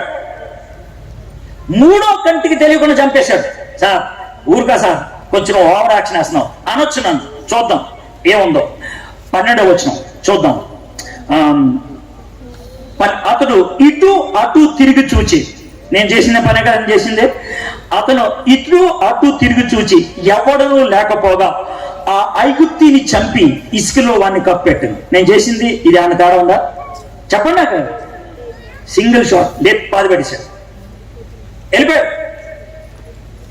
రెండో రోజు మళ్ళీ వచ్చాడు. వస్తే ఇద్దరు హిబ్రీలు కొట్టుకుంటున్నారు. ఇద్దరు మనవాళ్ళే. ఇప్పుడు ఏం చేయాలి? ఇందాక ఐగుప్తిని కాబట్టి అని లేపేశారు. వీళ్ళిద్దరూ మనవాళ్ళే. ఏం చేయాలి? జాగ్రత్త చూశారు. ఎవడు అన్యాయం చేస్తున్నాడు? బుద్ధి లేదా? మనలో మనం కొట్టుకోవడానికి బుద్ధి లేదా అని అన్నాడు. హలో బాస్, నాన్న మా జడ్జివా, నాన్న పోలీస్ ఆఫీసర్వా, నిన్న ఆయన లేపేశావు కదా, అలా మమ్మల్ని లేపేద్దాం అనుకున్నావా? మనోడు గుండెలో రాయపడింది. అరే అటు ఇటు చూశానే, ఎవరు కనబడలేదే, ఇది ఎలా తెలిసింది? టెన్షన్ పుట్టుకొచ్చింది. చూడండి 13వ వచనం. మర్నాడు అతను బయట వెళుచుండగా హిబ్రీలైన మనుషులు ఇద్దరు పోట్లాడుకొంచుండ్రి. 14. అప్పుడు అతడు అన్యాయం చేసిన వాడిని చూచి నీ వేళ నీ పొరుగు వాడిని కొట్టుచున్నావని అతన్ని అడుగగా అతడు మా మీద నిన్ను అధికారినిగా తీర్పనిగాను నియమించిన వాడెవడు? నీవు ఆ ఐగుప్తిని చంపినట్లు నన్నును చంపవాలని అనుకుంటున్నావా అనెను. అన్యాయం అంటే గిట్టదు, విలువ. చిన్నప్పుడు న్యాయం అంటే విలువ. అందుకే అన్యాయం చేసిన వాడిని నిలదీస్తా ఉన్నాడు. అందుకు మోషే నిశ్చయంగా ఈ సంగతి బయలుపడిననుకొని భయపడింది. అసలు ఎందుకు భయపడాల్సి వచ్చింది? భయం అనేది మనిషిలో ఎప్పుడు పుట్టుకొస్తుంది? మొట్టమొదటిసారిగా మనిషికి భయం ఎప్పుడు పుట్టుకొచ్చిందో తెలుసా? ఆదమ్ అవ్వ తినొద్దన్న పండు తింటే 2 పుట్టుకొచ్చాయి. ఒకటి భయం, రెండోది సిగ్గు. భయం ఎందుకు తెలుసా? ఆయన ఏం చేస్తాడని. సిగ్గు ఎందుకు తెలుసా? ఆయన్ని ఎలా చూడాలని. రెండు పుట్టుకొచ్చి చెట్టానికి దాక్కున్నాడు. ఇప్పుడు మోషేకి భయం వేసింది. ఎందుకు భయం వేసింది? చేయకూడదు ఏదో చేశాడు. ఏంటి చేయకూడదు చేయటం? అన్యాయాన్ని చూసి ఎదిరించడం తప్ప కాదు, ఐగుప్తిని చంపడం తప్ప కాదు. మరి ఏంటి? దేవుణ్ణి అడిగి చేసి ఉండాల్సింది. దేవుణ్ణి అడగలా, సొంతగా నిర్ణయాలు తీసేసుకున్నాడు. చాలా మంది సేవకులు ఉన్నారు, చాలా మంది పాటలు పాడేవాళ్ళు ఉన్నారు. మీరు పాడే దేవుని పాటలే, మీరు అందించే దేవుని వాక్యమే, దేవుని పరిచయకే వెళ్తారు. కానీ మీరు ఎట్లాగ వెళ్తారంటే నాకు వాక్యం వచ్చు, నాకు పాట వచ్చు, నాకు అనుభవం ఉంది, నేను వెళ్ళి చెప్పేస్తా. తప్పో. దేవుని మీద అనుకోవటం నేర్చుకోవాలి. మనకు వచ్చిన పనే పప్పు చారు తాలింపే. చిన్న ప్రార్థన చేసి చెయ్యి. ఊరుకోండిసారి పప్పు చారు తాలింపే అంటే చెయ్యి. గిన్నెలు తోముడే ప్రార్థన చేయి. ప్రభా గిన్నెలు తోముతున్నా, నాకు సహాయం చేయి. చేపలు పట్టడానికి వెళ్తున్నాం, చెయ్యి ప్రార్థన. ప్రభా చేపలు పట్టడానికి వెళ్తాను, వేటకి సహాయం చేయి. దేవుణ్ణి అడుగు, దేవుడు నీతో పాటు వస్తాడు. ఎంత గొప్ప విషయం. మోషే దేవుణ్ణి అడగల, ఎదురు దెబ్బ తిన్నాడు. ఇంకేం చేయాడు? ఫరో ఆ సంగతి విని మోషేను చంప చూచెను. కానీ మోషే ఫరో ఎదుటి నుండి పారిపోయి మిద్యాను దేశంలో నిలిచిపోయి ఒక బావి యొద్ద కూర్చొని. ఎక్కడికి వెళ్ళిపోయాడు? మిద్యాను దేశం అంటే పాకల నుంచి సింగరాకొండ వెళ్ళటం కాదు, పాకల నుంచి ఒంగోలు వెళ్ళటం కాదు, పాకల నుంచి బంగ్లాదేశ్ వెళ్ళటం, పాకల నుంచి శ్రీలంక వెళ్ళటం, వేరే దేశం. పక్క దేశానికి వెళ్ళిపోయాడు. 4-5 రోజులు, బహుశా 7 రోజులు పరిగెత్తి మిద్యాను అనే దేశంలోకి వెళ్ళాడు. ఎడారి, ఈ పెదాలన్నీ కూడా మట్టయిపోయినండి, మొక్కలంతా కూడా మట్టయిపోయినది. మనిషి ఎండిపోయి ఆ బావి పక్కన కూర్చున్నాడు, ఎవరినో వస్తే నీళ్లు పోస్తారని. అదండి ఆయన పరిస్థితి. ఎందుకు అలాంటి పరిస్థితికి వెళ్ళాడు? దేవుణ్ణి అడగలేదు, సొంత నిర్ణయం తీసుకున్నాడు. అందుకే అలా జరిగింది. కొద్దిసేపటికి జాతర 7 అమ్మాయిలు వచ్చారు. ఎంతమంది? 7 అమ్మాయిలు. పెద్ద అమ్మాయి 26 ఏళ్ళు, అంటే ఊరినే రఫ్ గా చెప్తున్నాం. ఇప్పుడు 27 ఏళ్ళు, 28 ఏళ్ళు అయితే చిన్న అమ్మాయి 15 ఏళ్ళు. పోనీ పెద్ద అమ్మాయి 20 ఏళ్ళు అయితే చిన్న అమ్మాయికి 10 ఏళ్ళు. మొత్తం 7 అమ్మాయిలు వరుసగా ఉన్నారు. మోషే చాలా నీరసించిపోయాడు. 7 అమ్మాయిలు బిందులు పట్టుకొని వస్తా ఉంటే చూసి ఉంటారు, అమ్మ వీళ్ళు మనకి నీళ్లు ఇస్తే బాగుంటుందని. వాళ్ళు కిందకి దిగి నీళ్లు తీసుకొచ్చి వాళ్ళ యొక్క మందకు పోస్తా ఉన్నారు. మంద కంటే ముందు తాను పోయమంటే బాగోదు కదా, అందుకే చూస్తా ఉన్నారు. ఈలోగా దొంగలు వచ్చారు, ఈలోగా బాధ పెట్టే వాళ్ళు వచ్చారు. వచ్చి అమ్మాయిల్ని ఏడిపించి వాళ్ళు తోడి నీళ్లు వాళ్ళు తీసుకెళ్ళిపోదానికి ప్రయత్నం చేస్తున్నారు.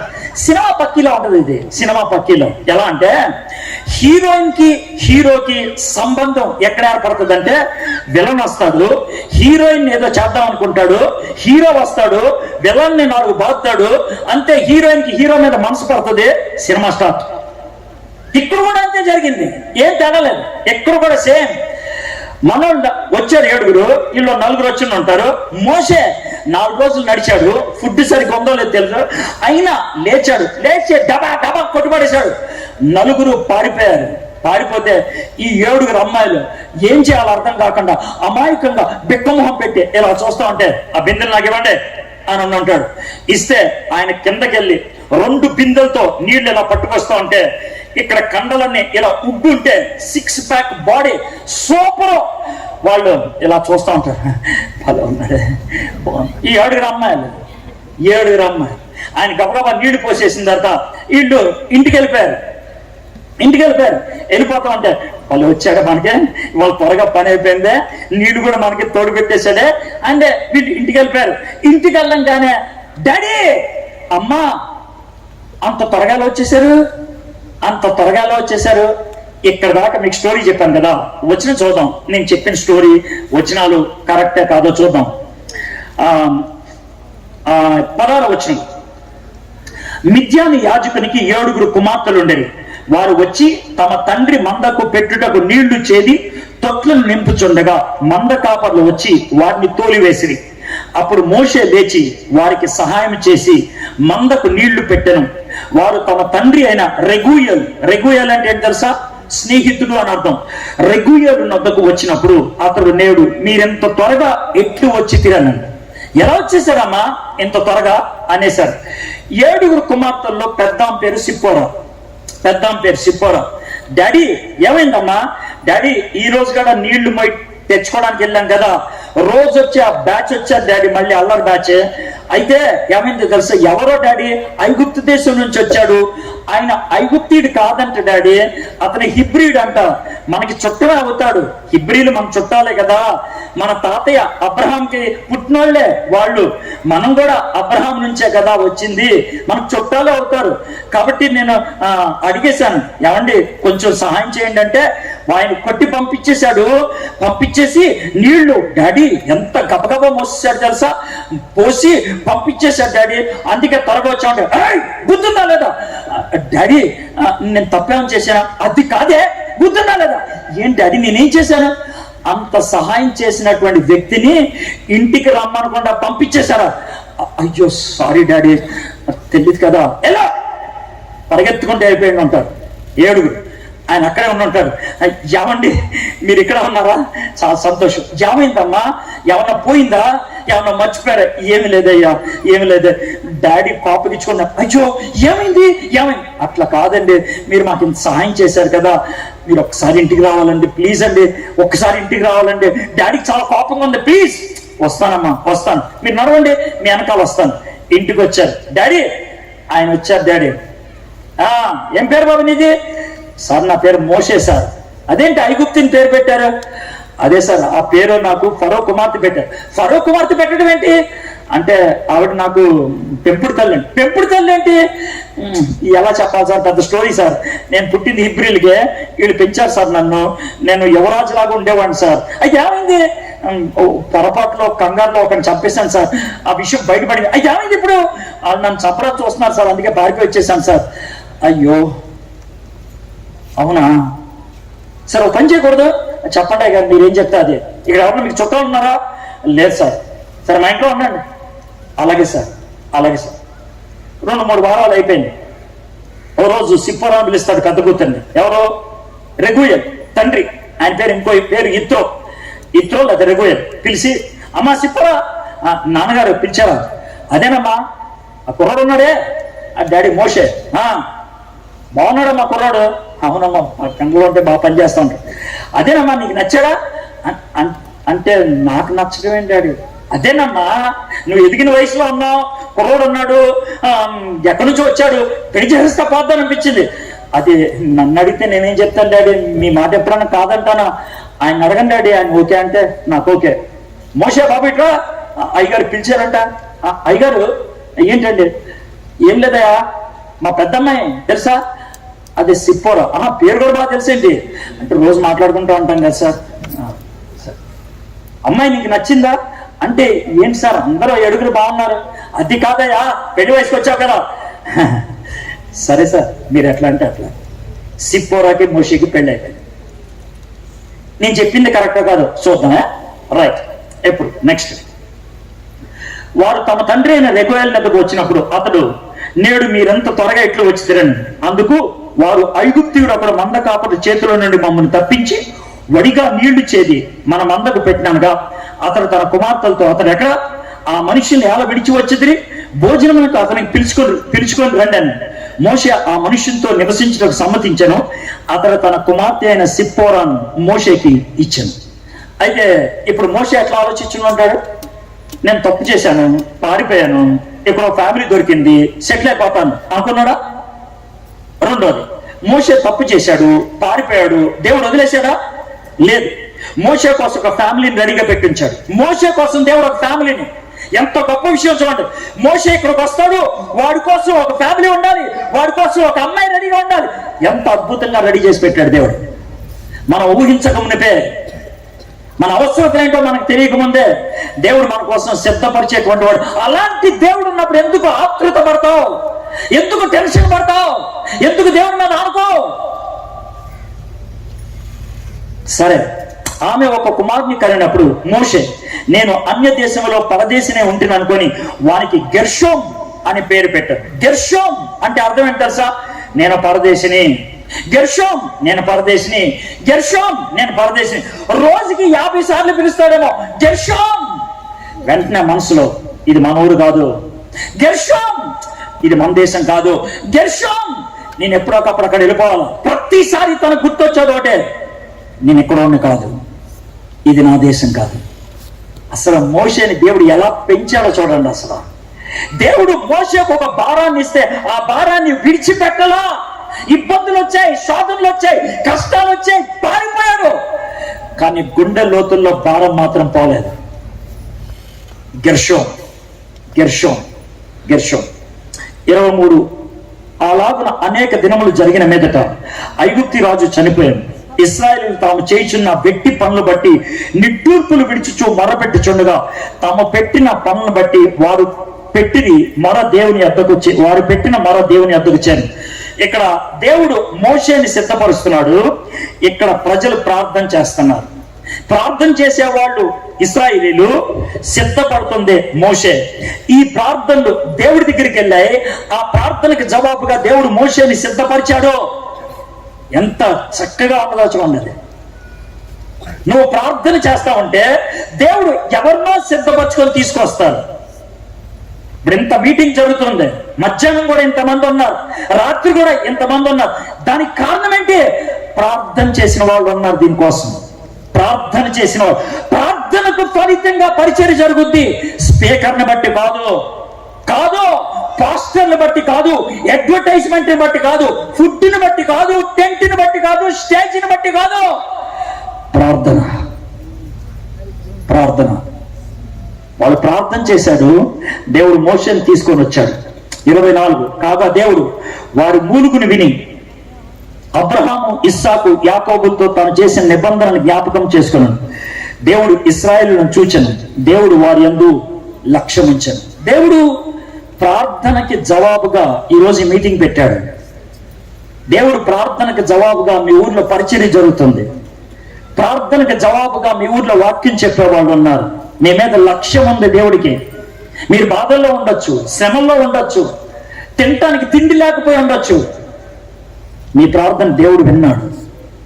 25 వచనాలు కలిగిన ఈ 2వ అధ్యాయం.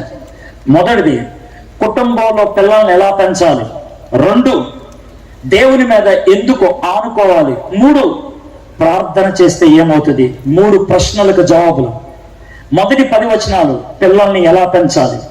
11 నుంచి 22 వరకు దేవుని మీద ఆనుకోకపోతే ఏమవుతుంది. 22, 23, 24, 25 ప్రార్థన చేస్తే ఏమవుతుంది. చక్కటి జవాబు ఈ 2వ అధ్యాయం మనకి ఇస్తుంది. ప్రార్థన చేసుకున్నాం. అలంచి కళ్ళు మూసుకోండి. మా దేవా, మా ప్రభా, నిర్గమాకాండం 2వ అధ్యాయం నుంచి మీరు మాకు నేర్పించిన పాఠాలకై మీకు వందనాలు. మొదటి 10 వచనాల్లో కుటుంబ విషయాలు, 11 నుంచి 22 దాకా ప్రభా పరిచర్య భారం కలిగి ఉండటం, చివరి భాగంలో ప్రభా ప్రార్థన చేస్తే వచ్చేటువంటి పరిష్కారం. 3 విషయాలు మాకు చక్కగా నేర్పించావు ప్రభా, మీకు వందనాలు చెల్లిస్తున్నాను. ఎంతమంది అయితే ఈ మాటలు విన్నారో ప్రభా, వారి జీవితాల్లో ప్రభా వీటిని నాటించుకొని నేను వాళ్ళ బిడ్డల్ని ప్రభా నీ మహిమాత్మై పెంచడానికి సహాయం చేయండి. భారం కలిగినటువంటి బిడ్డలుగా జీవించడానికి కృప చూపించండి. వాళ్ళ గ్రామం కోసం ప్రార్థన చేస్తే ఫలాన్ని నువ్విస్తావు ప్రభా, పరిష్కారాన్ని నువ్విస్తావు. ఆ విషయాన్ని గుర్తించగలిగటకు కృప చూపించమని యేసు నామములో ప్రార్థన చేయించున్నాను తండ్రి.